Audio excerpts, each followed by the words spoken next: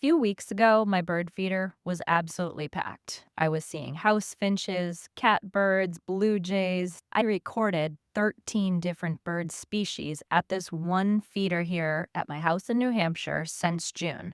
But lately, I keep seeing this guy and this guy, who is probably the exact same family.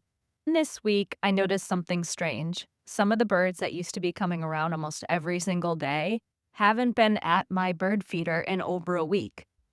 It turns out in the past week, this cardinal family has been to this bird camera feeder over 67 times. So I began wondering, are they territorial? Are they going to be taking over my bird feeder?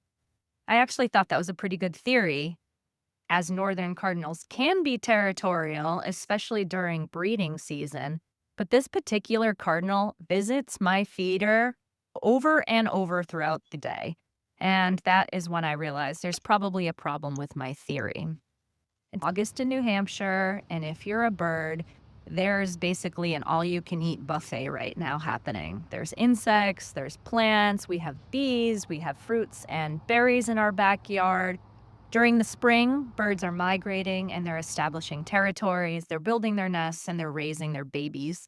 And this actually requires an enormous amount of energy.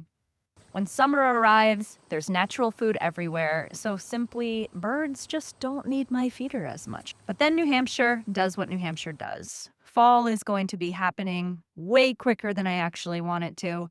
Insects are going to be declining, and natural food is going to be harder to find. And then, eventually, we're going to get snow. So since I've only had this camera for a few months, I'm going to turn this into an experiment. I'm going to keep the camera right here in place, and I'll be keeping the birds fed and happy. But I'll be watching what happens as we move from summer into fall and then eventually the New Hampshire winter.